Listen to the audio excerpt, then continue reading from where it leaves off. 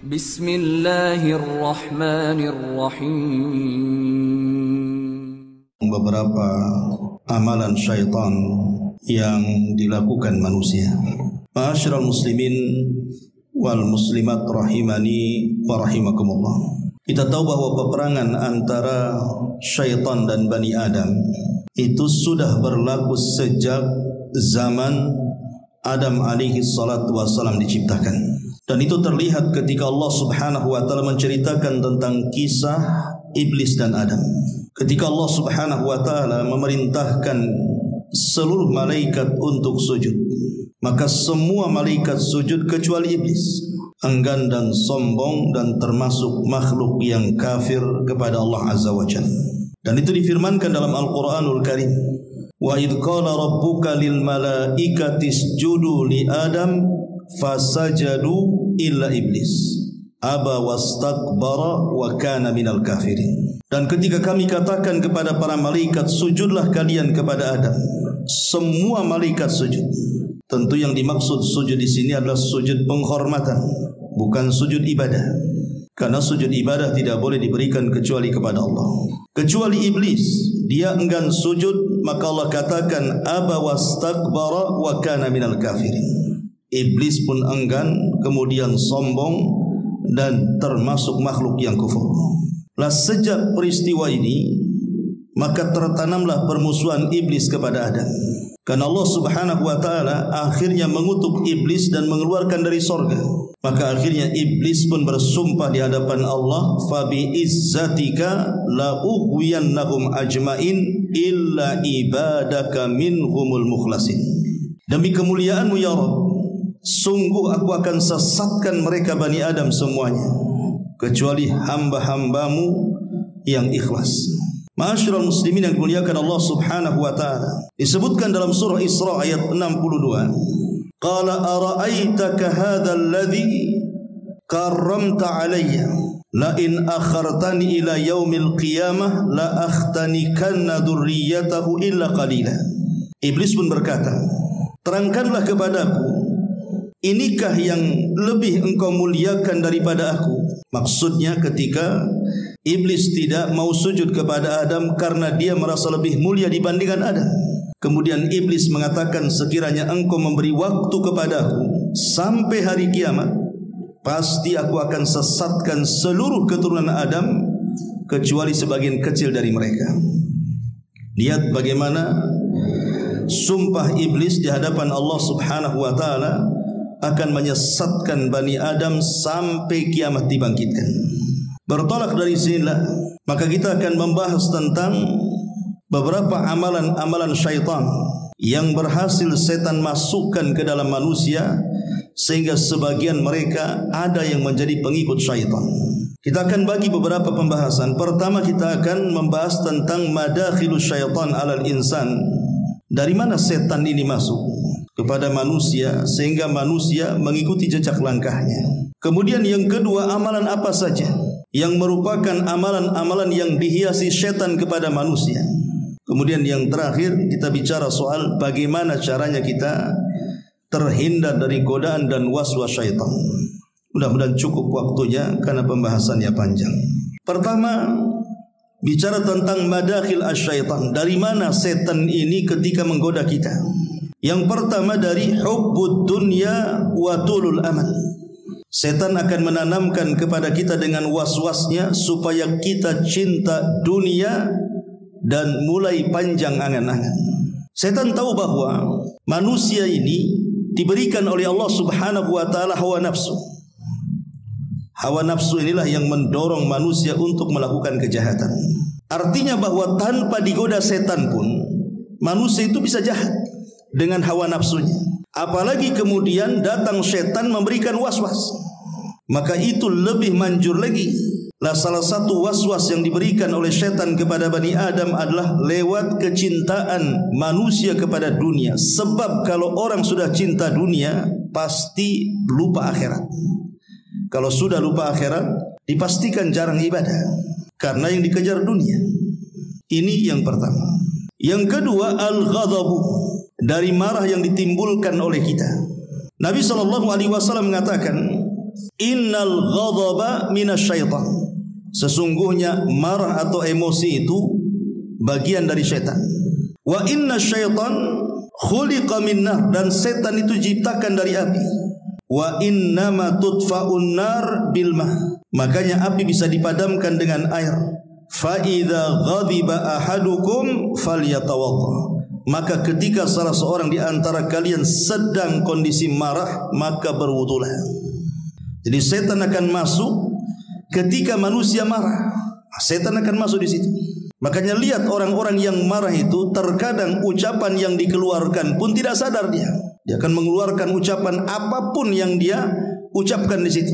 Terkadang binatang-binatang keluar, terkadang kalimat-kalimat kotor keluar, namanya orang lagi marah. Lah, yang seperti itu ditimbulkan dari setan. Makanya Rasul memberikan solusi di sini, ketika marah berwudu. Ya tentu solusi ketika marah banyak. Kata Rasul, apabila berdiri sedang marah duduk. Kalau sedang duduk masih marah, baring. Kalau sudah baring masih marah, cari tempat lain. Kalau juga masih marah, berwudu. Kalau masih marah, solat, kan begitu. Jadi banyak solusi dari Nabi SAW. Kemudian yang ketiga, al-hiqdu wal hasad. Setan masuk dari kedengkian dan hasad. Karena hasad sendiri adalah penyakit setan. Bahkan penyakit yang pertama kali dilakukan oleh makhluk itu hasad. Pertama hasadnya iblis ketika disuruh untuk sujud kepada Adam, dia tidak mau. Itu tidak maunya iblis karena hasad. Artinya dosa yang pertama kali di langit adalah hasad. Kemudian dosa yang pertama kali di bumi juga hasad. Hasadnya Qabil kepada Habil berakhir dengan pembunuhan. Maka hasad ini bagian daripada pintu yang digunakan setan untuk masuk menyesatkan Bani Adam. Dan hasad ini sangat bahaya karena bisa menggugurkan banyak kebaikan. Kata Rasul, iyyakum wal hasad fa innal hasada ya'kulul hasanat kama ta'kulun narul hatab. Hati-hati kalian jangan hasad, karena hasad itu bisa memakan semua kebaikan. Seperti seperti api melahap kayu bakar, kata Nabi. Kemudian yang keempat, al-kibr, masuk dari pintu kesombongan. Karena sombong itu adalah juga sifat setan. Dia sombong di hadapan Allah Subhanahu wa taala, ketika Allah merintahkan sujud dia tak mau. Itulah bentuk sombongnya. Maka dia berusaha untuk menanamkan sifat sombong kepada manusia. Dari pintu sombong inilah iblis masuk, setan masuk, sehingga membuat fitnah di tengah-tengah manusia. Lah tentu bentuk sombong ini kan macam-macam. Ada bentuk sombong ini meremehkan dan merendahkan orang lain. Ada juga bentuk sombong ini ditinjau dari cara berjalan, membusungkan dada seolah-olah dia lebih mulia dibandingkan yang lainnya. Atau juga menolak nasihat. Karena Rasulullah SAW juga yang mengatakan bahwa sombong itu adalah batrul haq wa ghamdun nas, menolak kebenaran artinya nasihat, dan merendahkan orang lain. Dan semuanya ada pada diri syaitan. Kemudian juga yang semana dengan sombong adalah ujub. Ujub itu merasa bangga diri. Dan ujub ini bisa mencelakakan kita. Kenapa demikian? Karena biasanya orang yang ujub itu buta mata, merasa bahwa dirinya lebih mulia dan orang lain itu di bawahnya. Kemudian juga orang ujub ini merasa amalannya pasti diterima dan amalan orang lain itu di bawahnya. Makanya kenapa para ulama sampai mengatakan, kalau kita ini kaya amalan, banyak beramal soleh, tapi ada ujubnya, itu tidak lebih baik daripada orang yang melakukan maksiat tapi dia takut dengan dosanya. Sampai ulama mengatakan seperti itu. Atau kita balik, orang yang bermaksiat kepada Allah Azza wa Jal tapi takut dengan dosa yang dilakukannya, itu lebih baik dibandingkan orang yang tidak pernah bermaksiat dan beramal saleh tapi ada ujub di hatinya. Karena ujub ini bisa membatalkan semua amal. Ini yang kelima. Kemudian yang keenam, ar-riya, masuk daripada pintu riya. Karena riya inilah yang membatalkan amalan yang dilakukannya. Dan syaitan sangat senang kalau ada orang yang tidak ikhlas. Karena itulah target daripada iblis. Ketika dia bersumpah di hadapan Allah, la ughwiyannahum ajmain illa ibadaka minhumul mukhlasin. Aku akan sesatkan semua anak turunan Adam kecuali orang-orang yang ikhlas. dan orang riya itu tidak ikhlas. Makanya kemudian setan masuk dari jalur riya ini. Kemudian juga setan masuk dari jalur al-bukhlu wasyuhru. Al-bukhlu wasyuhru, kebakhilan dan kekikiran. Makanya ada Al-Quran dalam surah Al-Baqarah itu 268. Bagaimana setan itu akan mendekati orang yang punya niat untuk bersedekah. Kemudian setan akan membisikkan di telinganya. Apa bisikannya? Asyaitanu ya'idukumul faqra wa ya'murukum bil fahsya. Setan akan menjanjikan kefakiran dan akan memerintahkan keburukan. Jadi setan akan berikan was-was kepada orang yang bersedekah. Jangan kau sedekah, nanti fakir. Jangan kamu sedekah, nanti miskin. Tidak usahlah kamu ini pergi umrah ke sana kemari, kebutuhanmu masih banyak. Jangan bantulah sana sini, hajatmu masih banyak. Jadi setan akan berikan was-was seperti itu sehingga jadilah dia orang bakhil. Kemudian yang nomor 7, an-nadhratu fil haram, memandang kepada yang diharamkan Allah Azza wa Jalla. Seperti memandang aurat yang bukan dari lawan jenis kita dan dia bukan mahram kita. Maka disebutkan dalam sebuah athar dari Ali radhiyallahu an, di mana Nabi SAW berwasiat kepada Ali, an-nadhratu sahmun masmumun min sihami iblis. Ingat bahwa pandangan yang ditujukan kepada haram adalah racun dari panah-panah beracun iblis. Man tarakaha makhafatallah badalahu Allahu imanan yajidu halawatahu fi qalbi. Barang siapa yang berusaha meninggalkan perkara itu, maka Allah akan ganti dengan keimanan dan dia akan merasakan manisnya iman. Jadi orang yang senantiasa menjaga matanya, tidak memandang yang diharamkan Allah Azza wa Jalla, Allah ganti dengan keimanan. Kemudian yang nomor 8, ihtiqarudz dzunub. Setan akan masuk. Bagaimana caranya orang ini memudah-mudahkan atau meremeh-remehkan sebuah dosa. Karena setan itu suka dengan dosa. Jadi kalau ada orang yang meremeh-remehkan dengan dosa, ini kan dosa kecil saja. Saya kan zina baru berapa kali saja. Ini kan saya masih ibadah kok, masih ini, masih itu, tapi juga melakukan dosa. Maka ini termasuk madakhilus syaitan. Makanya Rasul mengatakan, iyyakum wa muhaqqaratiz dzunub. Hati-hati jangan meremehkan sebuah dosa. Fa innahunna yajtami'na 'alal mar'i hatta yuhlikahu. Karena kalau dosa itu diremehkan kemudian dia kumpul-kumpulkan dosanya, kata Nabi bisa saja menghancurkan kehidupannya. Kemudian yang nomor 9, al-qunut min rahmatillah. Setan akan datang kepada kita supaya dibuatnya kita putus asa dari rahmat Allah. Karena ada orang yang merasa putus asa dari rahmat Allah Azza wa Jalla. Mungkin dosanya sudah kebanyakan, dosanya sudah banyak, sudah besar, sehingga dia berpikir kalau saya bertobat, mana mungkin Allah akan menerima dosa saya. Akhirnya kemudian setan datang di situ. Jadilah dia orang yang paling putus asa dari rahmat Allah Azza wa Jalla. Ingat, putus asa dari rahmat Allah dosanya lebih besar dibandingkan dosa yang dilakukannya. Kenapa? Karena putus asa itulah yang menghalangi dia bertobat kepada Allah Azza wa Jalla. Kemudian yang nomor 10, asy-syab'u, masuk dalam badan manusia yang suka makan sampai kekenyangan. Setan berikan waswas supaya makan sakenyang-kenyangnya kalau bisa. Karena biasanya orang yang sudah makan kenyang, biasanya dia akan malas. Kalau sudah malas, maka dimalaskan yang lainnya, termasuk juga ibadah kepada Allah Azza wa Jalla, dan diberikan kantuk kemudian tidur. Kemudian juga yang nomor 11, al-ajalatu. Masuk dari al-ajalah, tergesa-gesa. Dalam setiap perkara tidak mikir dulu maslahat dan mafsadahnya apa, main bergerak saja. Ini tergesa-gesa itu dari setan. Termasuk juga yang nomor 12, al-israfu wa tabdzir. Israf dan tabdzir. Israf itu artinya membelanjakan harta tapi berlebihan, walaupun perkara itu halal. Tapi kalau tabdzir ini membelanjakan kepada yang diharamkan walaupun yang dibelanjakannya tidak banyak. Itulah bedanya israf dengan tabdzir.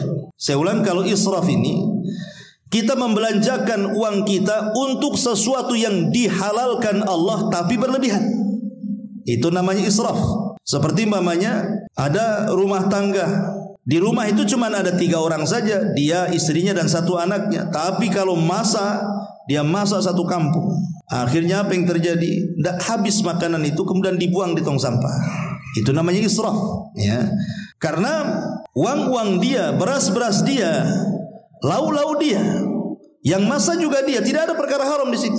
Tapi karena berlebihan akhirnya dibuang, itulah israfnya di situ. Adapun tabdzir ini yang kita kenal mubadzir itu diambil dari tabdzir. Kita sering mengatakan ini mubadzir. Apa sih mubadzir itu?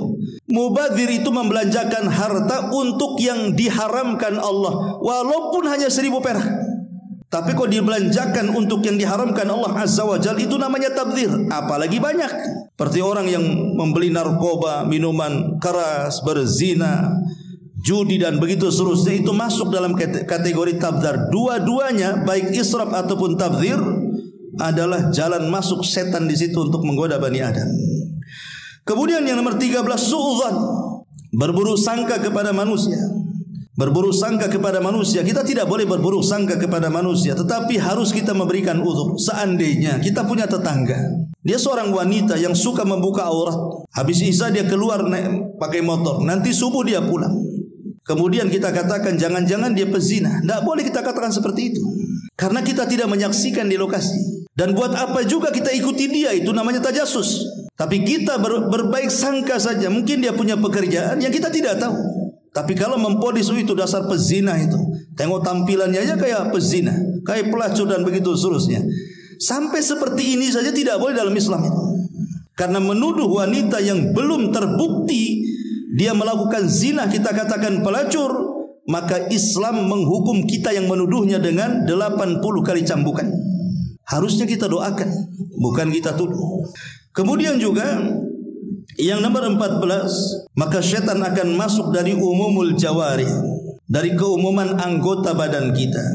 Terkadang masuk ke mata kita sehingga menimbulkan penyakit ain, masuk ke hati kita sehingga menimbulkan hasad dan dengki, masuk ke kaki kita sehingga melangkahkan ke tempat-tempat maksiat dan begitu seterusnya. Itulah syaitan. Terkadang masuk juga dari jalan darah kita sehingga memberikan was-was, akhirnya hati kita cenderung untuk melakukan kemaksiatan kepada Allah Azza wa Jalla. Ma'asyiral muslimin yang dimuliakan Allah Azza wa Jalla, ada perkataan bagus daripada Imam Ibnul Qayyim rahimahullahu taala. Kata Imam Ibnul Qayyim rahimahullahu taala, ada 6 perkara yang termasuk daripada khutuwati syaitan, langkah-langkah syaitan dari yang terberat sampai yang teringan. Yang pertama kata beliau, al-kufru billah. Macam mana syaitan ini membuat kita ini kufur, membuat kita ini keluar dari Islam.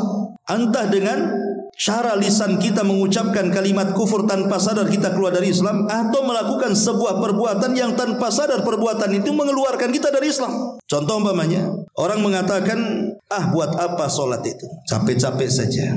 Buat apa zakat, ngambur-ngamburkan duit saja. Buat apa haji, uang habis, badan capek gitu. Buat apa pakai jilbab ini, panas-panas saja. Ini namanya membenci syariat nih. Membenci syariat dengan lisannya, ini kufur, bisa keluar dari Islam. Karena Allah yang mengatakan, dzalika bi annahum karihu ma anzalallah fa ahbatallahu a'malahum. Itulah karena mereka membenci apa yang Allah turunkan, maka Allah gugurkan semua amalannya. Hati-hati lisan ini. Atau tanpa sadar mengucapkan kalimat menghalalkan yang diharamkan atau sebaliknya. Seperti orang yang ditawarkan minuman khamar umpamanya, minuman keras, minumlah. Kemudian kita katakan, saya tak minum, tapi kalau kau mau minum ya silahkan. Kalimat kalau kau mau minum silahkan, ini kalimat kufur. Harusnya kata-katanya, maaf saya tak mau makan atau mau minum khamar karena ini haram. Kau juga jangan minum, ini khamar, ini haram. Harusnya kan begitu kata-katanya. Tapi kalau kata-katanya saya tak minum, tapi kalau kau minum ya silahkan, ini bisa kufur kalimat ini, karena tanpa sadar dia mengucapkan kalimat yang menghalalkan apa yang Allah haramkan. Menghalalkan yang Allah haramkan bisa kufur. Jadi itu juga kalimat-kalimat yang terkadang tanpa sadar. Atau umpamanya ada sebagian orang mengatakan, kita ini merdeka, boleh agama apa saja terserah. Ngapain dipaksa-paksa harus Islam? Silahkan mau Yahudi silahkan, Nasrani silahkan, kita ini merdeka sesuai dengan keyakinan kita. Tidak boleh. Inna dina indallahil Islam. Agama yang paling diridhoi itu hanya Islam. Wa man yabtaghi ghairal islami dinan falan yuqbala minhu wa huwa fil akhirati minal khasirin. Siapapun yang mencari agama selain Islam tidak akan diterima, Bahkan di akhirat dia termasuk orang yang rugi. Cemana kemudian dikatakan kita ini merdeka milih agama? Itulah pemahaman yang digaung-gaungkan oleh orang-orang liberal. Itu kekufuran, itu tidak boleh. Jadi kata Imam Ibnul Qayyim, terkadang manusia itu dibuat bagaimana caranya dia kufur, keluar dari Islam tanpa sadar. Atau kalau tidak bisa, kata dia, an yuqi'ahu fil bid'ati. Kalau tidak bisa dikufurkan, maka tingkatan yang kedua adalah diusahakan bagaimana dia melakukan sebuah bid'ah, hal yang tidak pernah diajarkan Rasul dibuat oleh kita. Caranya seperti itu. Membuat hal-hal yang tidak pernah diajarkan Nabi SAW kemudian kita buat. Maka Nabi SAW mengatakan, iyyakum wa muhdatsatil umur. Hati-hati dari perkara-perkara yang baru. Fa inna muhdatsatin bid'ah. Karena perkara baru itu disebut bid'ah. Dan bid'ah itu amalan yang tidak pernah dikerjakan di zaman Rasul, kita kerjakan pula hari ini, kemudian dinasabkan ke dalam agama. Tapi kalau tidak bisa, kata Imam Ibnul Qayyim rahimahullahu taala, an yuqi'ahu fi kaba'iri dzunub. Cemana orang ini karena dibuat syirik tak bisa, dibuat bid'ah tak bisa, dibuat dia melakukan dosa besar, dibuat dia berzina, dibuat dia minum khamar, dibuat dia judi, dibuat dia ghibah dan begitu seterusnya. Tapi kalau tidak bisa juga, imannya kokoh, maka yang keempat, an yuqi'ahu fi saghairi dzunub, dibuatnya dia melakukan dosa-dosa kecil. Memandang aurat ya yang bukan mahramnya, dan ini banyak dengan adanya medsos ini kan, hari-hari kita pandang aurat tuh. Memang kita tidak memandang di jalan-jalan di mall, tapi ada di handphone semua.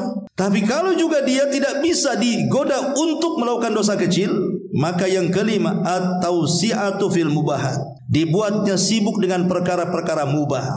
Main bola sampai keasikan akhirnya lewat waktu sholat. Ngobrol lama-lama akhirnya lupa ibadah. Memang ngobrol kan mubah, tapi kalau keasikan akhirnya kemudian lewat waktu sholat, jadi haram tuh hukumnya. Dibuatnya perkara-perkara mubah itu dilama-lamainnya tuh. Kalau tidak bisa juga, maka yang keenam, an yushghilahu bil mafdul anil fadil. Sengaja dilupakan dari ibadah yang utama, diambilnya pula yang tidak utama. Seperti banyak orang-orang yang kemudian meninggalkan sesuatu yang utama, tapi yang tidak utama dia lakukan. Ada orang yang tidak puasa, tidak sholat wajib, tapi dia puasa Ramadan pula. Kan aneh itu. Sholat tidak, tapi puasa iya. Padahal yang menentukan diterima puasa itu sholat wajib itu kan begitu. Faman saluhat sholatuhu saluha sairu amali. Kalau sholatnya baik, semua amal dianggap baik. Nah, yang utama itu sholatnya, kenapa sibuk puasanya? Nah, dibuat kayak gitu oleh setan itu. Cari yang tidak utama, kemudian ditinggalkan pula yang utama. Nah, ini diantaranya kata Imam Ibnul Qayyim, inilah 6 langkah yang konkret yang dilakukan setan untuk menyesatkan Bani Adam. Ma'asyiral muslimin yang dimuliakan Allah Azza wa Jalla, di sini ada 50 amalan yang merupakan amalan-amalan yang setan menghiasi kepada manusia untuk melakukan dosa. Saya sudah tulis di sini ada 50 dosa atau amalan-amalan yang dihiasi oleh syaitan yang merupakan waswas daripada syaitan. Secara singkat, yang pertama, al-kufru wasyirku billah, kekufuran dan kesyirikan kepada Allah Azza wa Jalla. Kufur dan syirik ini amal setan yang dihiasi. Makanya ketika contoh saja orang datang ke dukun. Dukun ini difirmankan dalam Al-Quran, kemana setan itu turun, kata Allah, tanazzalu ala kulli afakin athim. Setan itu turun kepada setiap orang yang melakukan kedustaan dan melakukan dosa. Sebagian ahli tafsir mengatakan, ketika setan turun kepada ala kulli afak, artinya afak di sini adalah para dukun, paranormal, bomo-bomo dan yang semacamnya. Lah setan itu menghiasi mereka. Terkadang menghabarkan satu berita kebenaran, tapi dicampur adukan 99 kedustaan. Makanya kalau ada dukun meramal kok benar, itu namanya kebetulan. Karena 99 ramalan yang lainnya tidak terbukti. Cuman kadang-kadang yang diviralkan, yang terbuktinya, yang 99% yang tidak terbukti itu tak diviralkan pula sama dia. Akhirnya manusia percaya kan begitu. Nah, ini yang harus dipahami, bahwa ini contoh kekufuran dan kesyirikan kan. Orang datang ke dukun, orang datang ke paranormal, kadang-kadang percaya kepada klinik, tangkal, jimat dan yang semacamnya. Semua adalah amalan yang dihiasi syaitan. Yang kedua, ar-riddatu anil iman wal intikas anil hidayah. Murtad dari keimanan dan berbalik dari hidayah. Ada orang-orang itu subhanallah, Allah subhanahu wa ta'ala pada awalnya memberikan hidayah kepada dia, salatnya rajin, Islamnya kuat gitu. Tapi dengan berjalannya waktu, lama-lama kemudian mulai meninggalkan salat. Lama-lama tidak pernah hadir di majelis tadi. Belakangan terakhir murtad pula dia. Ada orang yang seperti itu. Ya. Karena bagaimanapun ada satu kisah dalam Al-Quran itu, namanya kisah Bal'am ibn Ba'urah. Bal'am ibn Ba'urah itu seorang ulama. Itu bukan orang biasa, ulamanya Bani Israel. Semua manusia kalau minta fatwa datang kepada Bal'am ibn Ba'urah. Tapi ketika kemudian dia ditawarkan dunia oleh kelompok Amalikoh itu, supaya dia mendoakan keburukan kepada Nabi Musa dan para pengikutnya, awalnya tak mau dan marah. Bagaimana mungkin aku mendoakan kepada seorang Nabi dengan keburukan, katanya. Aku tak mau. Tapi karena hari-hari kemudian diberikan, diiming-imingi dengan jabatan dan juga kekayaan, lama-lama futur dia. Mau pula dia mendoakan keburukan kepada Musa dan Bani Israel. Akhirnya kemudian Bal'am pun melakukan hal yang tidak pernah dilakukan siapapun. Melakukan kemaksiatan besar. Dia keluar dari agama dia. Akhirnya dia mati dalam posisi murtad. Sehingga Allah subhanahu wa ta'ala firmankan tentang kisah Bal'am ibn Ba'urah dalam Al-Quran. Dan banyak kisah-kisah orang murtad itu yang tadinya istiqomah, belakangan kemudian murtad. Dan itu adalah amalan syaitan. Kemudian yang nomor 3, amalus sihri au ta'allumuhu, belajar sihir ataupun mengajarkan sihir kepada orang lain. Dan itu difirmankan dalam Al-Quran, wattaba'u ma tatlu syayatin ala mulki Sulaiman wa ma kafara Sulaimanu walakinna syayatina kafaru yu'allimuna an-nasa sihra. Dan mereka mengikuti apa yang dibacakan setan pada zaman kerajaan Sulaiman. Sulaiman tidak kafir, setan-setan itulah yang kafir. Mereka lah yang mengajarkan sihir. Karena begini ikhwatu fiddin, selepas Nabi Sulaiman meninggal dunia, maka kemudian setan ini datang kepada manusia untuk menggali situs yang berada di bawah singgasana kursi Sulaiman. Di situ ada kotak. Rupanya setelah digali, rupanya ada kotak isinya semua buku-buku sihir. Lah padahal buku-buku sihir ini dikumpulkan oleh Sulaiman pada zaman ketika dia berkuasa. Karena kan di zaman Sulaiman berkuasa itu banyak tukang sihir di mana-mana. Jadi Sulaiman hendak memberantas mereka. Akhirnya kemudian mengutus pasukannya untuk merampas seluruh buku-buku tukang sihir, kemudian diletakkan di bawah singgasananya. Kemudian mengancam kepada jin dan juga manusia. Siapa yang mengambil buku-buku ini di bawah singgasanaku, kalau dia manusia kubunuh. Kalau dia dari kalangan jin, maka kukatakan pasti terbakar. Jadi di zaman Nabi Sulaiman tidak berani itu tukang-tukang sihir itu, karena Sulaiman sudah mengancam. Tapi semenjak Sulaiman meninggal dunia, rupanya dibongkar di bawah singgasananya banyak tuh buku-buku sihir. Orang-orang Yahudi mulai mereka memfitnah bahwa Sulaiman itu mampu menundukkan semuanya karena punya sihir yang sumbernya dari buku-buku itu. Maka Allah bantah di sini. Sulaiman itu tidak kafir, bukan tukang sihir. Yang kafir itu setan. Mereka lah yang mengajarkan sihir. Makanya orang-orang Yahudi sejak zaman dulu sampai hari ini menganggap Sulaiman itu tukang sihir. Tapi Islam mengatakan tidak, dia seorang nabi dan dia penegak tauhid. Ma'asyiral muslimin yang dimuliakan Allah Azza wa Jalla, maka amalan yang ketiga adalah amalus sihir. Kemudian yang keempat, taqdimul aqli wal hawa war ra'i ala syar'illahi wa ahkami. Mendahulukan akal, hawa nafsu, pendapat dibandingkan syariat Allah Subhanahu wa taala. Karena ada orang yang berpikir kalau ada Quran dan sunnah bertentangan dengan akal, akal pula didahulukan, Quran sunnah pula dibuang. Itu akidah Mu'tazilah. Jadi kalau orang mengagung-agungkan akal dibandingkan wahyu, maka itu ketahuilah termasuk amalan syaitan. Karena syaitan itu ketika disuruh sujud kepada Adam, otaknya bermain, saya lebih baik daripada Adam. Berarti dia mendahulukan akalnya dibandingkan perintah Allah yang menyuruh dia untuk sujud. Dia tak mau sujud. Kenapa? Karena mendahulukan akal dia. Perasaan iblis, enak saja saya suruh sujud, saya kan lebih baik daripada Adam. Saya diciptakan dari api dan api lebih dekat dari cahaya, artinya saya dekat dengan malaikat. Adam dari mana? Tanah dekat dengan cahaya, katanya. Makanya kemudian dia tak mau sujud. Berarti dari sini, dari akal bulusnya iblis ini, dia mendahulukan akal dia dibandingkan perintah sujud dari Allah kepada Adam. Maka siapapun yang mendahulukan akal dibandingkan syariat, maka dia terhiasi dengan perbuatan iblis. Kemudian yang nomor 5, asyukuk fil mu'taqadati wal ibadat. Dibuat ragu-ragu dalam keyakinan dan juga dalam ibadah. Makanya ada hadis yang mengatakan ya'ti syaitan ahadukum fayaqul man khalaqa kadza wa kadza hatta yaqula lahu man khalaqa rabbah fa idza balagha dzalik falyastaid billahi minasyaitonir rajim. Terkadang ada orang yang kemudian diberikan was-was dalam otak dia. Dia merenung, siapa yang menciptakan langit? Allah. Siapa yang menciptakan bumi? Allah. Siapa yang menciptakan pohon? Allah. Siapa yang menciptakan ini? Allah. Siapa yang menciptakan itu? Allah. Akhirnya kemudian sampai terpikir, lalu siapa yang menciptakan Allah? Kalau sudah sampai ke tingkat siapa yang menciptakan Allah, berarti itu setan masuk tuh. Ya. Kan nanti ujung manusia itu nanti berpikir seperti itu kalau dia tidak ada iman tuh. Ya memang langit dan bumi yang menciptakan Allah. Pertanyaannya, yang menciptakan Allah siapa? Kalau sudah sampai otak kita ini berfikir siapa yang menciptakan Allah, maka kata Nabi SAW, faliyasta'id minasyaitan, berlindunglah kepada Allah karena itu datang dari waswas syaitan. Kemudian juga yang nomor 6, at-tahakum ila taghut, berhukum dengan taghut. Ya. Maksudnya taghut di sini bisa dalam bentuk qanun, undang-undang yang menyelisih Al-Quran dan Sunnah. Undang-undang yang menyelisih Al-Quran dan Sunnah. Kalau ada orang yang mengatakan bahwa hukum Allah tidak lebih baik daripada hukum manusia, berarti dia telah berhukum dengan taghut. Dan itu yang dikehendaki syaitan. Dan bisa kufur dia, keluar dari Islam. Kalau dia menganggap bahwa hukum yang dibuat manusia lebih baik dibandingkan hukum yang dibuat Allah, kufur dia.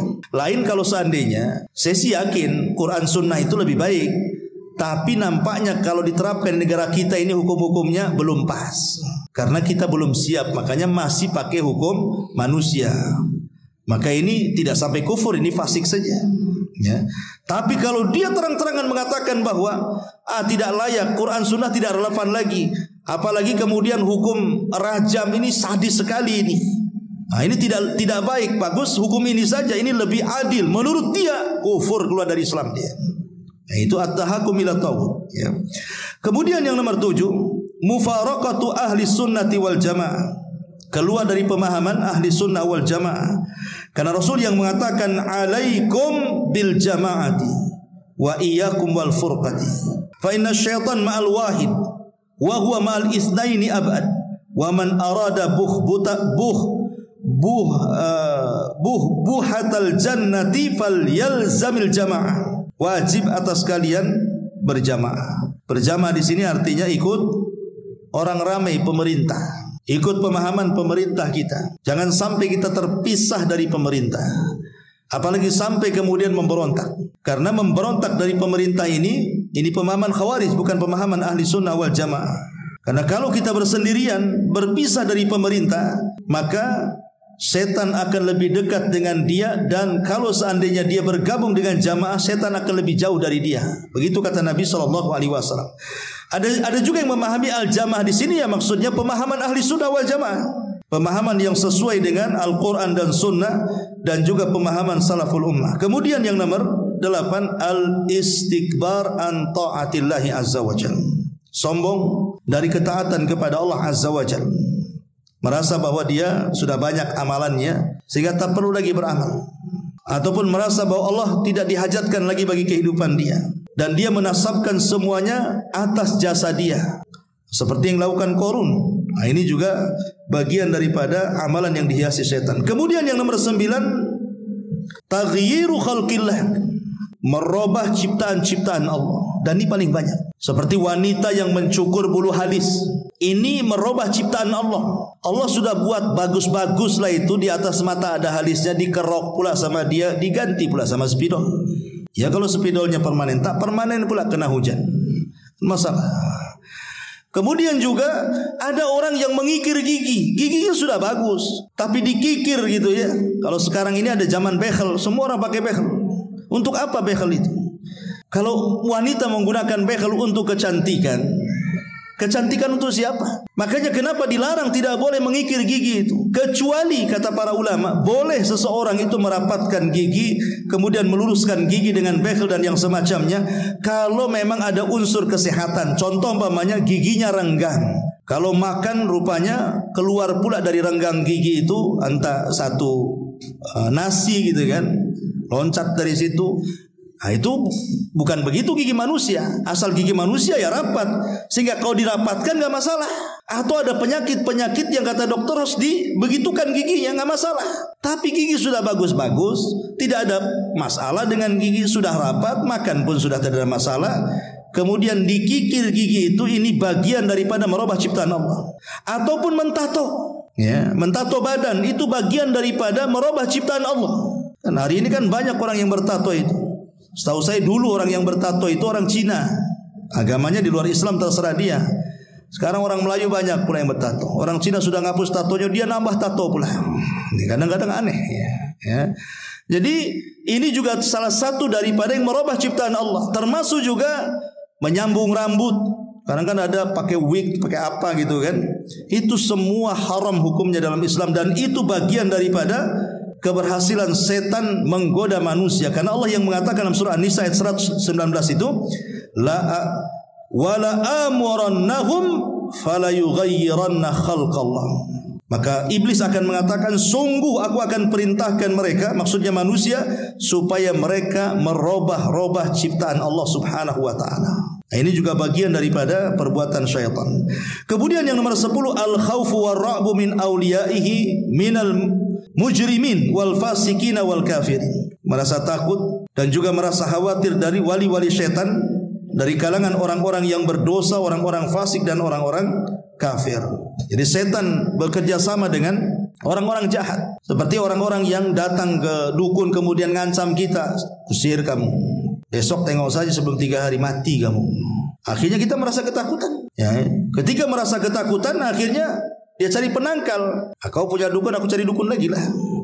Ayo kita perang dukun. Nah, jadi akhirnya kan menakut-nakuti, atau lewat setan kita ditakut-takuti. Seperti umpamanya orang yang kita lihat kalau kurang iman, kurang ibadah itu kan ada orang-orang itu penakut.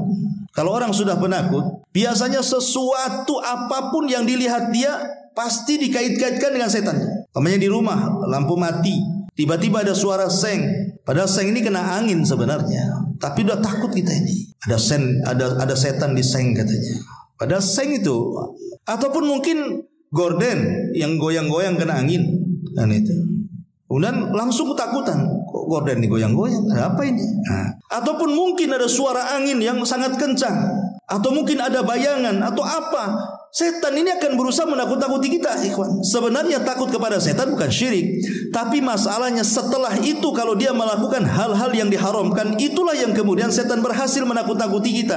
Makanya kata Nabi SAW, idza nazala manzilan falyakul a'udzu bikalimatillahi tammati min syarri ma khalaq. Kalau kita ini singgah di sebuah tempat dan di situ menakutkan, bacalah kata Rasul, a'udzu bikalimatillahi tammati min syarri ma khalaq. Aku berlindung kepada Allah dengan kalimat-kalimatmu yang sempurna, maksudnya Al-Quran, dari keburukan ciptaanmu yang kau ciptakan. Kalau kita membaca zikir seperti ini, apa kata Rasul? Lam yadurrahu hatta yartahil min manzilihi dzalika. Maka tidak akan madaratkan apapun yang dibuat waswas setan kepada kita. Ataupun kalau terlalu panjang lah, a'udzu bikalimatillahi tammati min syarri ma khalaq, saya enggak hafal Ustaz, lupa kadang-kadang. Maka cukup yang paling pendek mengucapkan basmalah. Kata Rasul, kalau engkau lewat di sebuah tempat menakutkan, jangan pedulikan satu, yang kedua bacalah basmalah. Jadi 2 di situ. Jangan pedulikan, yang kedua baca basmalah. Jadi kalau kita ini jalan di kegelapan gitu kan, entah naik motor, entah jalan kaki, entah lewat kuburan, entah lewat yang menyeramkan, kata Rasul jangan pedulikan, baca basmalah. Ya. Kemudian juga yang nomor 11, al-halifu billahi kadziba, bersumpah kepada Allah dengan cara dusta. Karena yang pertama kali bersumpah atas nama Allah untuk kedustaan itu iblis. Iblis mengatakan kepada Adam kan, wa qasamahuma inni lakuma laminan nasihin, hai Adam, demi Allah aku datang ini sebagai penasehat. Kenapa Allah larang kau dekat-dekat pohon itu? Illa an takuna malakaini au takuna minal khalidin. Karena Allah tidak hendak engkau jadi malaikat atau engkau termasuk orang yang kekal di surga. Oh gitu kata Adam. Percaya dia dengan sumpahnya iblis. Kenapa? Karena tidak mungkin iblis bersumpah di sorga di alam para malaikat untuk sebuah kedustaan, karena belum ada sebelumnya. Makanya iblis, Adam percaya saja, kecuali kalau sebelumnya Adam pernah dikibuli gitu ya. Ada orang bersumpah kepada Allah untuk sebuah kedustaan, boleh jadi mungkin Adam tidak percaya dengan iblis. Tapi itu kan makhluk pertama yang bersumpah atas nama Allah untuk sebuah kedustaan tuh. Bahwa dia bersumpah atas nama Allah bahwa kenapa Allah itu melarang kau dekat-dekat pohon itu, karena takut Allah kau jadi malaikat atau engkau termasuk orang yang kekal di sorga. Kata Adam, enak juga ya, kalau saya tak makan nanti saya tak kekal pula di sini. Makanya dia makan tuh, termakan oleh sumpahnya iblis. Maka siapapun yang bersumpah atas nama Allah untuk sebuah kedustaan, berarti itulah sumpahnya iblis. Dan ini banyak di pasar-pasar itu. Orang yang sumpah-sumpah, wow demi Allah ini bagus, ini padahal tak bagus, ya kan? Oh demi Allah dari sana nggak dapat, padahal dapat. Oh demi Allah ini barang branded, padahal barang palsu, dan begitu seterusnya. Kemudian yang nomor 12, izharul batil fi suratil hasan, menampakkan sebuah kebatilan tapi dikemas dalam sebuah kebaikan. Dalam surah An-Naml Allah mengatakan dalam 24-nya, wa zayyana lahumus syaitanu a'malahum, maka setan akan menghiasi amalan-amalan mereka. Seperti apa? Seperti orang yang beribadah dibuatnya riya.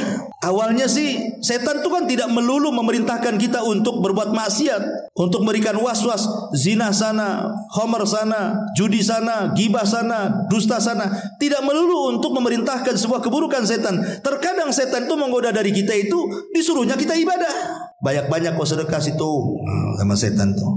Banyak-banyak kau sholat di situ.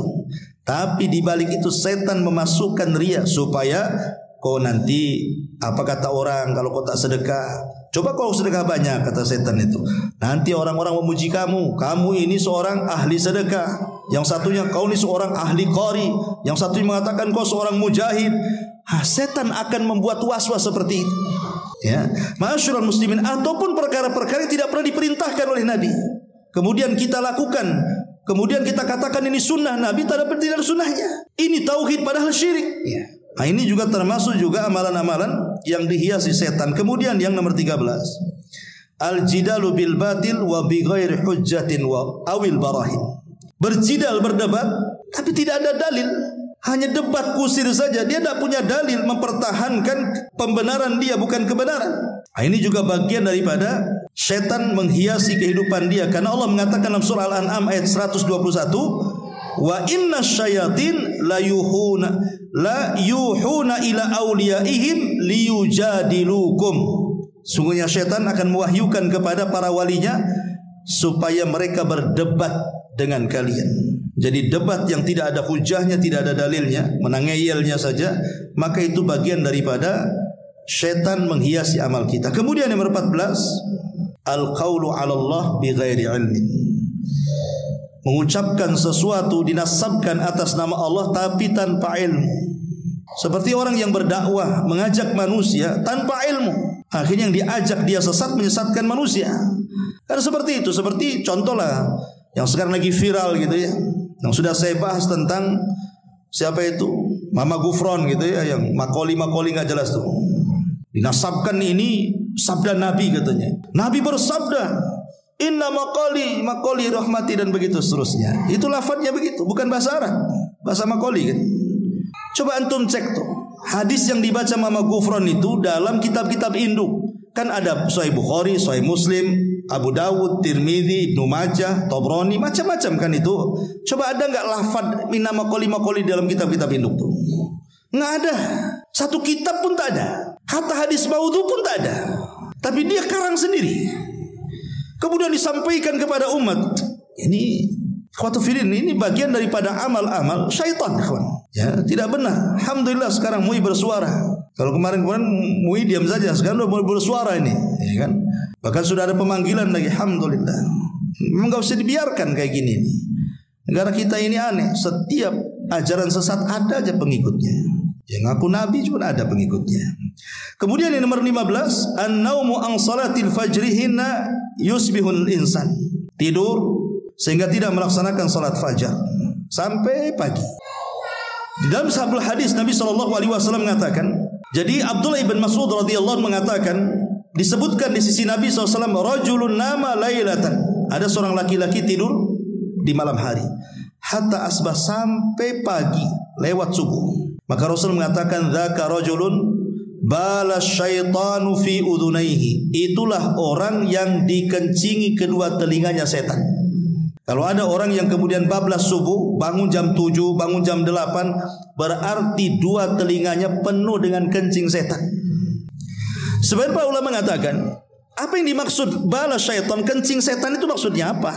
Ada yang mengatakan maksudnya setan itu bukan kencing beneran kayak kencing kita, tidak. Maksudnya setan menyumpal di telinga kita ini supaya kita akhirnya menolak hidayah. Dibuatnya kita menolak hidayah, menolak panggilan Allah Azza wa Jalla. Ya. Ada juga yang mengatakan bahwa maksudnya ya secara hakikat memang setan itu mengencingi telinga kita sehingga kita tidak terdengar azan. Ada juga yang maksudnya setan hendak menghinakan kita. Dengan cara apa? Mengencingi kedua telinga kita. Setan hendak merendahkan kita, sementara kita ini lebih mulia dibandingkan iblis. Tapi ada orang-orang yang mau dihinakan dan mau terhina dengan syaitan. Dengan cara apa? Dia tak bangun subuh. Anehnya tak marah pula dia dikencingi setan tuh. Coba kalau saya yang kencingi, apa enggak ditabok saya itu? Tapi kalau setan yang mengencingi, kok tadi tabok pula setan itu? Malah nyantai aja, besok dikencingi lagi, besok dikencingi lagi, coba. Karena aneh di sini. Jadi orang yang kemudian lewat sholat fajar, hakikatnya maka dia dikuasai setan di sini. Termasuk yang nomor 16, adamu adaitis salati ma'a jama'atil muslimin. Jarang sholat berjamaah. Ini juga bagian daripada penghias daripada syaitan. Kemudian yang nomor 17, al-abathu fi sholati, main-main dalam sholat. Main-main dalam sholat. Ini juga termasuk setan menghiasi amalan dia. Kemudian juga musabaqatul imam, mendahului imam dalam sholat. Imam belum ruku sudah ruku, imam belum sujud, kita pula sudah sujud duluan. Yang jadi imam siapa sebenarnya? Ya. Maka ini juga termasuk daripada perbuatan setan. Karena Rasul yang mengatakan, alladzi yahfadz wa yarfa qabla al-imam innama nasiyatuhu biyadi syaitan. Orang yang merendah dan meninggi sebelum imam, sesungguhnya tengkunya dikuasai setan, kata Nabi. Bahkan sholatnya tidak sah. Ya, harus diulang. Kemudian yang nomor 19, kasratul waswas fi shalah. Banyak was-was dalam sholat, takbir tak jadi-jadi, Allahu Akbar nggak jadi lagi, Allahu Akbar. Jadinya kalau imam sudah ruku baru mantap takbirnya karena takut ketinggalan satu rakaat. Ini kan repot. Ya, apa yang membuat anda was-was coba? Ya, kemudian yang nomor 20, al-mururu baina yadayil musalli idza kana yusalli li sutratihi. Jangan lewat di depan orang sholat. Kadang-kadang kita ini memudah-mudahkan lewat depan orang sholat itu. Kalau sholat jamaah nggak apa-apa. Ya, umpamanya sholat jamaah nih, antum di sop yang kedua atau sop yang ketiga, tiba-tiba batal kentut, keluar dari jamaah melewati orang yang sedang sholat, tidak ada masalah. Kenapa? Karena sutrohnya imam, sutrohnya makmum itu sutrohnya imam. Asal jangan lewat depan imam aja. Tapi kalau dia sedang sholat sendiri, sholat sunnah, habis selesai sholat wajib, itu kan kadang-kadang banyak orang-orang awam yang tidak tahu sutroh. Kadang-kadang sholat menyebarkan di mana-mana. Ya kalau yang paham pasti dia cari tiang atau cari tembok, ya kan? Atau cari orang yang duduk. Kemudian dia jadikan orang yang duduk itu sutroh dia.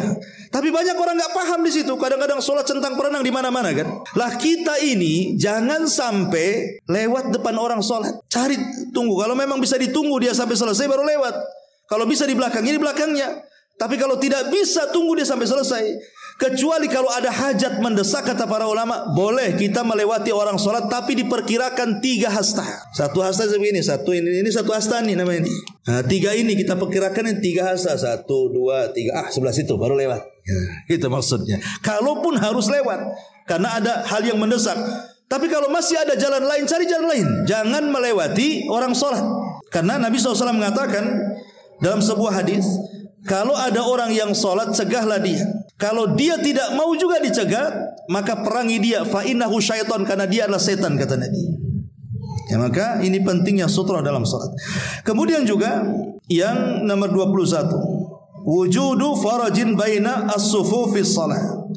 Ada tempat-tempat renggang dalam sholat itu. Harusnya ketika kita ini sholat, imam kan sudah Sebenarnya setiap imam pasti akan mengingatkan kita kan, sawu sufufakum, kata imam. Luruskan saf-saf kalian, rapatkan. Hampir saya dengar semua imam ngomong begitu. Makmumnya tak mau dengar, padahal imam sudah ngomong begitu. Luruskan saf kalian, rapatkan saf kalian.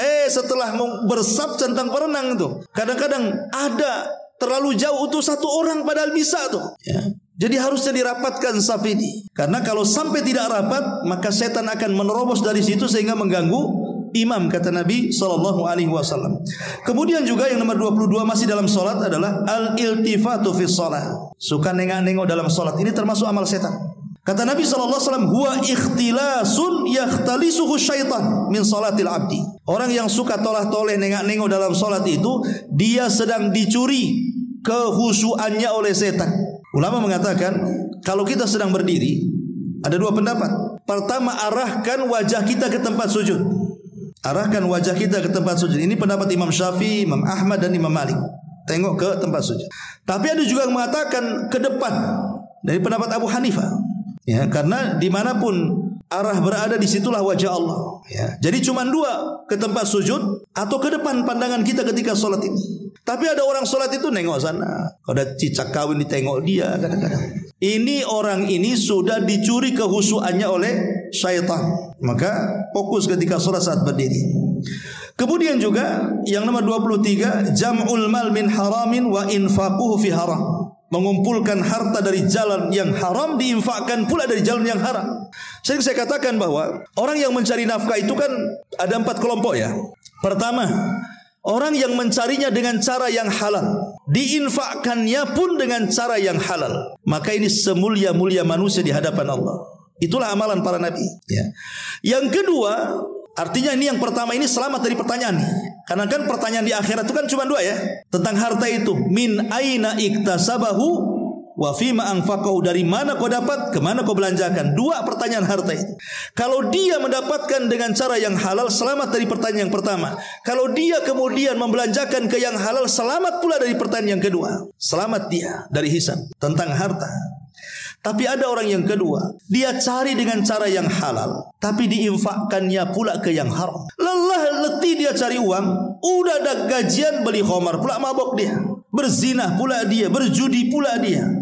Berarti selamat dari pertanyaan yang pertama, dari mana kau dapat harta? Oh, saya kerja ya Rabb. Tapi kemana kau belanjakan? Selamat tak? Selamat dia yang kedua ya. Kemudian yang ketiga, ini ada orang yang mencari harta dengan cara yang haram, tapi dibelanjakan ke yang halal. Korupsi untuk pembangunan masjid ya, kayak Robin Hood tuh kan, mencuri untuk fakir miskin ya. Iya boleh. Yang kedua dia lolos, yang pertama tak lolos.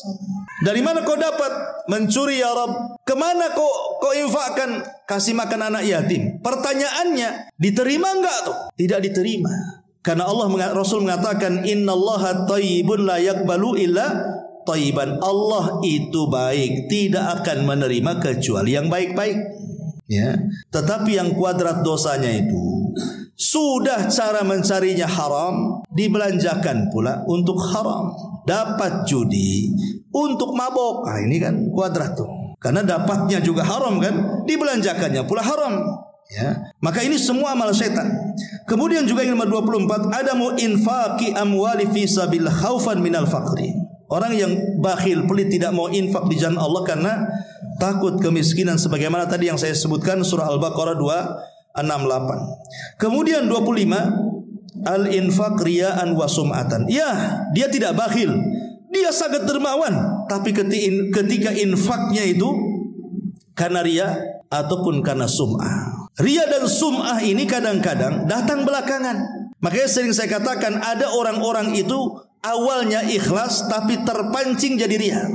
Awalnya ikhlas jadi terpancing jadi sum'ah. Makanya menjaga keikhlasan itu bukan hanya ketika bersedekahnya, tapi seterusnya. Contoh umpamanya ini, dia sudah sedekah nih ke muhajirin 20 tahun yang silam, dia sudah sedekah ke muhajirin di sini. Artinya kan dia ikhlas diterima. Dia setelah 20 tahun nggak pernah kedatang ke sini, dia sholat di sini. Ngomong sama kawannya, dulu loh saya juga ikut infak loh di sini. Padahal 20 tahun yang silam loh. Ngapain pula disebut-sebut? Coba kalau tidak disebutkan sudah diterima. Ya. Atau yang sering contohkan umpamanya, saya infak nih ke pengurus ini saya infak untuk pembangunan masjid. Baik Pak, siapa namanya? Oh enggak usah, tulis saja Abdullah katanya di situ. Oh ya baik Abdullah. Besoknya infak lagi, tulis lagi Abdullah. Adalah 10 Abdullah. Kemudian ada tetangganya mengatakan, Pak, Bapak ini kaya, itu masjid tak jadi-jadi, tolonglah bantu. Kau tak tahu tuh Abdullah itu siapa? Ini yang bahaya nih. Ini kalau sudah kayak gini nih, ini ria kepancing namanya. Atau sum'ah juga bisa. Kita ini sudah ikhlas sebenarnya, tidak mau orang tahu, tidak mau orang dibicarakan.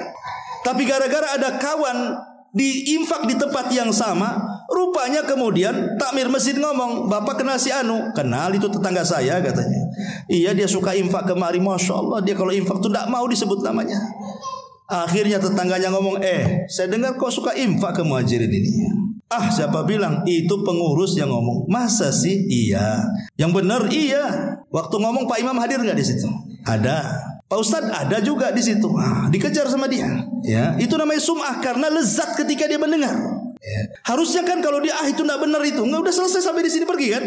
Bukan dikejar pertanyaannya. Itu waktu pengurus ngomong itu dia ngomong apa? Itu kan dikejar namanya. Kalau dia pujian kan sedap, itulah namanya sum'ah namanya. Lah ini yang hal-hal yang seperti ini adalah perbuatan syaitan. Kemudian yang nomor 26, tabdzirul amwal wal israf fil infaq. Ini tadi sudah saya jelaskan tentang israf dan tabdzir. Kalau israf membelanjakan sesuatu dari perkara halal tapi berlebihan. Ada juga yang mengatakan begini, israf ini masuk juga tentang tabdzir ini masuk juga kepada adamu siyanatil mal. Ulama memasukkan bagian daripada tabdzir itu tidak bisa menjaga barang. Pamannya kita ini punya handphone. Sebenarnya kalau kita jaga handphone itu setahun 2 tahun tidak akan rusak, ya. Tapi karena tidak menjaga, asal letak, kadang-kadang asal taruh gitu ya, akhirnya kepijak, akhirnya ketiduran, akhirnya kedudukan, akhirnya mudah rusak. Itu bagian daripada tabdzir kata ulama. Karena dia tidak bisa menjaga barang. Ingat, jadi tabdzir itu bukan hanya menghambur-hamburkan harta untuk kemaksiatan, tidak. Orang yang tidak bisa menjaga barang, tidak pandai merawat barang, itu juga tabdzir dan haram hukumnya. Ya. Sampai seperti itu ya para ulama. Kemudian juga yang nomor 28 tahwinu nomor 27 kullu ma da'aka ila fi'li maksiatin aw tarki ta'ah. Setiap yang mengajak kamu untuk melakukan kemaksiatan atau meninggalkan ketaatan, maka itu bagian daripada gangguan syaitan juga. Pokoknya ada kawan ngajak, ini mau ke masjid, toto datang kawan, ayo kita ke mall lah katanya. Tak jadi ngaji, hanya ke mall. Ya. Kemudian ada orang yang mau bersedekah, nanti dulu lah, jangan pakai uangnya, saya perlu, boleh nggak? Nah, jadi ada orang yang berbuat baik, dia kemudian halang-halangi, ataupun hawa nafsu dia yang menghalang-halanginya kan gitu. Ketika mau sedekah pikir, aduh ya juga ini belum nih, akhirnya tak jadi. Ini mau ke pengajian tapi ngantuk, gimana pula? Tidak bisa dilawan dia. Ya, maka hal-hal ini juga bagian daripada undangan syaitan. Kemudian yang nomor 28, tahwinu lil ma'asi wa annaha saghiratan la tadur. Orang yang suka membeda-bedakan dosa. Memang dosa itu kan terbagi-bagi kan. Ada dosa kecil, ada dosa besar. Tapi pembagian ini dosa kecil, ini dosa besar, Quran Sunnah tidak ada yang menjelaskan. Ini pembagian ulama. Ulama membagi sengaja, oh dosa itu ada yang besar, ada yang kecil. Itu pembagian ulama untuk memahami supaya kita mudah ketika mempelajari sebuah dosa. Tapi kalau Quran Sunnah tidak ada kalimat Quran ini dosa kecil, nggak ada. Ya, itu pembagian para ulama supaya memudahkan kita hanya belajar gitu saja. Tetapi jangan sampai kemudian pembagian dosa ini merangsang kita untuk melakukan dosa. Contohnya umpamanya, ini kan dosa kecil saja, belum dosa besar, nggak apa-apalah kan gitu. Kadang-kadang orang terpancing karena ini dosa kecil katanya. Makanya kata para ulama, jangan pernah melihat kecilnya dosa, tapi lihat kepada siapa engkau berbuat dosa. Ya. Sebab kalau melihat kecilnya dosa, ini kan kecil belum besar, ini kan kecil belum besar. Ingat, walaupun kecil kata Umar bin Khattab, la saghirata ma'al istimrar wala kabirata ma'al istighfar. Tidak ada dosa kecil kalau tumbuh-tumbuhnya besar juga. Sebagaimana tidak ada dosa besar kalau digempur dengan istighfar. Makanya betul kata ulama, jangan melihat kecilnya dosa, tapi lihatlah kepada siapa engkau berbuat dosa. Kemudian yang nomor 29, az-zulmu wal jawru fil qadha. Kezaliman dan kecurangan dalam putusan-putusan persidangan. Hakim itu ada 3. Hakim itu ada 3. 1 di sorga dan 2 di neraka. Ya. Adapun yang di sorga, Dia adalah hakim yang dia memutuskan perkara dengan ilmunya dan keputusannya sesuai dengan pengetahuannya. Jelas hakim ini. Memang dia punya ilmu dan diputuskan sesuai dengan pengetahuannya. Ini hakim di sorga. Kemudian yang kedua, hakim ini punya ilmu, tapi dia lencengkan ilmunya karena mungkin sogokannya atau mungkin karena hawa nafsunya. Akhirnya tidak memutuskan dengan pengetahuannya. Ini hakim di neraka. Yang ketiga, hakim jahil. Hakim jahil tidak punya ilmu. Ya namanya nggak punya ilmu, macam mana dia memutuskan sebuah perkara? Maka ini pun di neraka. Jadi Rasulullah SAW sampai mengatakan satu hakim di surga, dua hakim di neraka, menunjukkan bahwa kebanyakan hakim itu di neraka. Karena di sini 1:2 kan itu ya. Ya karena kecuali hakim-hakim yang mereka dirahmati takut kepada Allah Azza wa Jalla. Tapi berapa banyak hakim-hakim yang tidak takut kepada Allah akhirnya memutuskan sesuai dengan hawa nafsunya, sesuai dengan yang bayar istilahnya. Kemudian yang nomor 30, al-ghina. Nyanyian itu dari setan. Makanya Allah mengatakan wa minan nasi man yashtari lahwal hadis. Ada sebagian manusia itu akan memperjualbelikan kata-kata yang tidak ada faedahnya. Coba bayangkan kalau zaman dulu nyanyian itu kan ada di piring-piring itu. Zaman dulu itu kan ada di CD-CD kan, berupa piring-piringan itu. Itu diperjualbelikan. Sampai ada yang koleksi itu numpuk tuh, semua artis ada tuh. Entah berapa duit dia keluarkan kan. Hanya untuk mendengar kalam yang enggak ada faedahnya, yang kalau kita dengar pun enggak ada pahalanya di situ. Lain kalau kita dengar Quran walaupun kita tidak baca masih dapat pahala. Atau dengar orang yang berdakwah dalam piringan itu, walaupun kita ini tidak bisa berdakwah, dapatlah kita ilmu dia. Lah kalau nyanyian di situ ngapain? Oh ya Ustaz, ini saya bisa, bahkan ada orang yang bernyanyi kita bisa meneteskan air mata. Rupanya apa? Lagunya sama dengan kehidupan saya Ustaz. Ada orang bisa kayak gitu coba. Ketika dengar Quran tak ada satu tetes air mata dia keluar. Kan aneh gitu ya. Nah ini juga itu sebenarnya gangguan dari setan. Dan ingat Quran dengan lagu, dengan nyanyian itu tidak akan ketemu. Wallahi tidak akan ketemu. Yang namanya Quran dengan musik itu tidak akan ketemu. Orang kalau suka Quran dibencikan musik. Orang kalau suka musik pasti benci Quran. Yakin itu. Ya. Ma'asyiral muslimin yang dimuliakan Allah Azza wa Jalla. Ini yang nomor 31, al-khuruj minal baiti li maksiatillah. Keluar dari rumah dalam rangka bermaksiat kepada Allah. Saya teringat dengan kata-kata Buya Hamka bagus sekali. Jadi dia safar ke luar negeri. Negeri itu sebenarnya dikenal dengan tempat maksiat kepada Allah Azza wa Jalla. Tetapi kata Buya Hamka, selama aku berada di hotel situ, kata dia, dan aku jalan-jalan, nggak pernah aku dapati hal-hal yang sangat buruk yang terbayang bahwa itu adalah negeri maksiat, pasti banyak pelacuran, pasti banyak ini. Nggak ada kata dia, nggak saya dapati. Kenapa rahasianya kata Buya Hamka itu?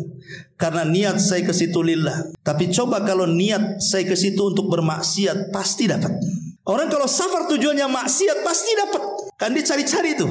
Akan diantarkan sama setan sini. Saya kasih tahu kamu. Itu tempat maksiat. Tapi kalau niat safarnya karena Allah, walaupun di situ mungkin ada dekat mungkin tempat lokalisasi, tempat judi, tempat apa, pasti Allah akan tutup soalnya nggak tahu di mana tempatnya. Makanya niat karena Allah ketika safar itu penting. Supaya tidak ditunjukkan keburukan. Tapi kalau niatnya memang ada terbentik sedikit untuk maksiat, Allah tunjukkan tempat maksiat itu. Makanya ini juga bagian daripada gangguan setan. Kemudian juga yang nomor 32, at-tafarruq bil qulubi wal abdan. Orang berpecah belah. Ya, baik badannya tidak mau ketemu, hatinya apalagi saling menjauh. Maka perpecahan ini banyak terjadi antar pengurus masjid, antar pengurus yayasan, antar organisasi, macam-macam kan itu. Kadang-kadang nggak jelas masalahnya apa kadang-kadang. Orang menghajar itu kan ada waktunya, boleh 3 hari, lebih 3 hari tak boleh. Boleh kita ini tidak sapaan, boleh cuma 3 hari. Lebih 3 hari kalau tidak sapaan, tidak memulai dengan salam, bisa berdosa kita. Seperti mamanya kita bermasalah dengan istri kita, boleh tidak ada masalah, tidak cakap, tidak ngomong dengan istri kita. Tapi jangan lebih dari 3 hari. Kalau lebih dari 3 hari antum sengaja tidak bicara, berdosa. Ya, karena kalau dalam rumah tangga itu kan ada step-stepnya. Nasihat dulu, kalau tak bisa ya tadi bisa ranjang, tak mau ngomong. Kalau tidak bisa ya dipukul. Pukul pun harus jelas maslahatnya. Kalau dengan memukul berubah, pukul. Kalau dengan dipukul tak berubah, ngapain dipukul? Pada gunanya pukulan itu, nyakiti dia saja. Ada arte kan itu, nggak boleh. Nah ini juga bagian daripada syaitan. Kemudian yang nomor 33, at-ta'zim lil makhluk.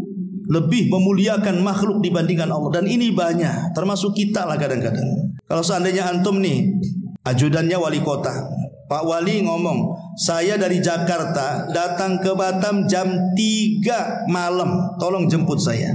Kira-kira dijemput nggak tuh? Dijemputlah, mobilnya pasti dibersihkan, diwangi-wangikan, dia pun tak tidur juga tuh, takut kebablasan kan itu ya. Itu perhatian kepada Pak Wali Kota. Tapi di waktu yang sama jam 3 Allah itu turun. Yanzilu Rabbuna ila sama'id dunya fi kulli thuluthil lailil akhir.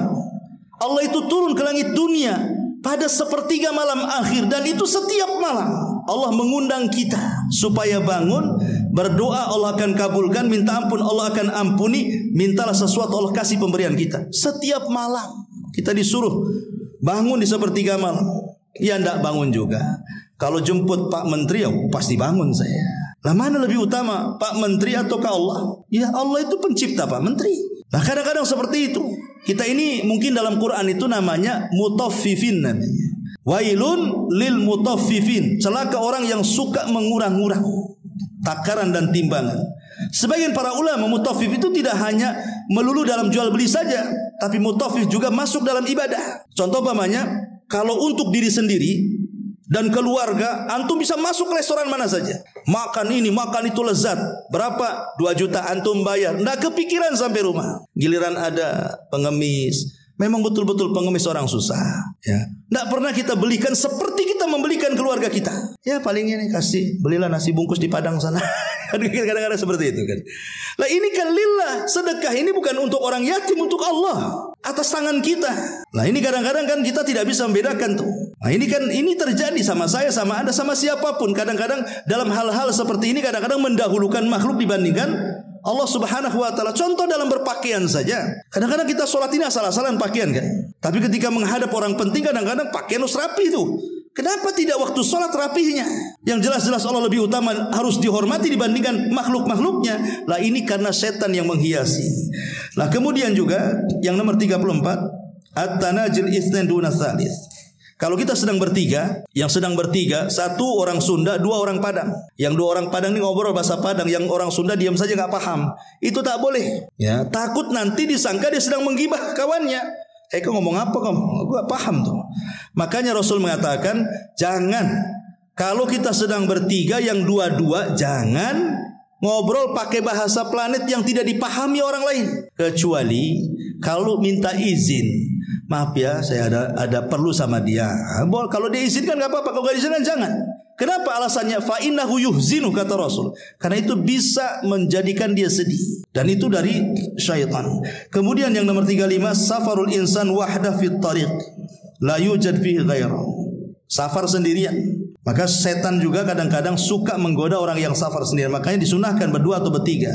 Kemudian juga al-khalwatu, berkhalwat dengan wanita, maka yang ketiganya setan. Kemudian juga al-la'ibu bil hammam. Seorang lama-lama di kamar mandi, main-main di kamar mandi, berendam lama-lama di kamar mandi. Kamar mandi itu tempat setan. Makanya kita masuk saja disuruh untuk a'udzubillahi minal khubthi wal khaba'is. Tapi memang setan cerdas. Sekarang kalau orang bangun rumah mewah, itu kamar mandi interiornya lebih indah dibandingkan kamar dia sendiri tuh. Jadi kalau masuk kamar mandi rasanya gak keluar lagi tuh kan. Itu setan sebenarnya. Apa ini indah-indah kamar mandi? Kamar mandi itu fungsinya cuma 2, buang hajat kecil dan besar, keluar lagi sudah. Nggak ada lagi fungsi yang lain. Mandi sekedarnya. Makanya kenapa kemudian Muawiyah, bukan Muawiyah bin Sufyan, sahabat yang lain bertanya kepada Nabi SAW, ya Rasulullah, kalau saya bersendirian, apakah saya juga harus menutup aurat? Ya. Maka Rasul mengatakan, ya, karena Allah lebih berhak dimalui. Jadi kalau kita telanjang, tidak ada hajat tiba-tiba kita buka pakaian begitu saja, maka walaupun tidak ada yang melihat, Allah melihat kamu, kata Rasul. Maka kita membuka aurat itu kalau ada hajat saja. Kalau tidak ada hajat jangan buka aurat. Karena kalau tidak ada hajat buka aurat, malulah dengan Allah Azza wa Jalla. Kalaupun harus buka aurat, maka masuk ke kamar mandi itu berta'awudz dan baca basmalah supaya mata jin dengan aurat kita itu terhalang. Kemudian juga yang 38, al-ajalatu fil umur, bersegera dalam perkara tadi, ajalah, ya. Tergesa-gesa dalam urusan, tidak menimbang maslahat dan mafsadahnya, ya. Termasuk juga al-firqat al-furqatu baina az-zawjaini. Perselisihan suami istri itu dari setan. Karena setan itu paling bangga kalau ada suami yang menceraikan istrinya. Itu paling bangga tuh. Maka iblis akan bangkit mengambil piala diletakkan di atas kepala prajuritnya yang mampu menggoda orang bisa bercerai. Karena ada hadis kan, setan itu setiap hari mengutus prajuritnya dari tengah lautan. Ada yang menggoda yang tadinya sholat jadi tidak sholat, yang tadinya puasa tidak puasa, yang tadinya jarang gibah jadi tukang gibah, dan begitu seterusnya. Dan itu semua akan dilaporkan kepada iblis. Tapi iblis sudah biasa dengan itu, tidak terlalu bangga. Tapi kalau ada yang mengatakan, ya iblis tuanku, aku sudah bisa menceraikan tu rumah tangga si Anu, iblis bangkit dan mengambil piala. Anta, oh kau prajurit yang mantap, katanya. Kenapa? Karena kalau orang sholat kemudian tidak sholat, itu korbannya satu. Orang yang biasa puasa tidak puasa, korbannya satu. Orang yang biasa baca Quran tidak baca Quran, korbannya satu. Kalau bercerai, ini korbannya banyak. Istrinya korban, suaminya korban, anak-anaknya korban, keluarga suami korban, keluarga istri korban. Nanti korbannya kemana-mana. Nanti si istri curhat dengan kawannya, korban lagi kena. Nanti si suami curhat sama kawan yang lain, kena juga sama setan. Akhirnya kemana-mana. Ya. Itulah maka setan senang dengan orang cerai itu. Kemudian juga yang yang selanjutnya, at-ta'ari wa kashfu aurat. Tadi sudah jelaskan tentang suka membuka aurat, ya. Itu bagian daripada setan. Kemudian keluarnya wanita dari rumah dengan tabarruj, berdandan ala jahiliyah. Keluarnya wanita dari rumah tanpa mahram ketika safar yang memang masafah safar, jarak safar gitu ya. Termasuk juga duduk di antara bayangan matahari. Begini ikhwan, ini banyak kita nggak paham ya hukum ini. Hukum mungkin sebagian antum tahu, tapi sebagian nggak tahu. Jadi kalau kita sedang duduk di teras nih, matahari dari sebelah sana, ya. Kemudian matahari karena di situ ada tiang, sehingga bayangan tiang itu mengenai sebagian badan kita dan mataharinya mengenai sebagian badan kita. Jadi badan kita terkena bayangan dan terkena sinar matahari. Kata Nabi SAW, ya, maka sebaiknya kalian kalau ingin terkena matahari, kenakan matahari semua. Atau kalau terkena bayangan, masukkan ke bayangan semua. Jangan separuh kena bayangan, separuh kena matahari. Itu ada hadisnya, ya. Karena ini juga bagian daripada amal setan, ya. Termasuk juga menakut-nakuti dengan senjata, mengancam lewat handphone walaupun tidak ada senjata, ya. Awas dipolisikan kamu, padahal dia nggak salah kan itu. Kemudian juga makan dan minum dengan tangan kiri. Kemudian makan dan minum berlebihan, israf, ya. Kemudian juga was-was ketika berwudu sampai ngabisin air satu bak mandi, nggak kelar-kelar wudunya tuh. Itu was-was dari setan, ya. Termasuk juga yaqau fil bai'i, apa yang terjadi dalam jual beli seperti menipu, kemudian mengurang-urang takaran, timbangan meteran, kemudian riba, zalim dan begitu seterusnya. Termasuk orang yang minum khamr, orang yang berjudi, menyembah berhala, kemudian istisqa bin nujum, menyandarkan hujan kepada bintang, dusta dan begitu seterusnya. Maka itu semua amalan-amalan daripada amalan-amalan syaitan. Wallahu a'lam bishawab. Afwan agak lama ya karena pembahasan panjang. Ya mungkin yang bisa bermanfaat. Subhanaka bihamdika asyhadu an la ilaha illa anta astaghfiruka wa atubu ilaik. Allahu ta'ala alam. Assalamualaikum warahmatullahi wabarakatuh.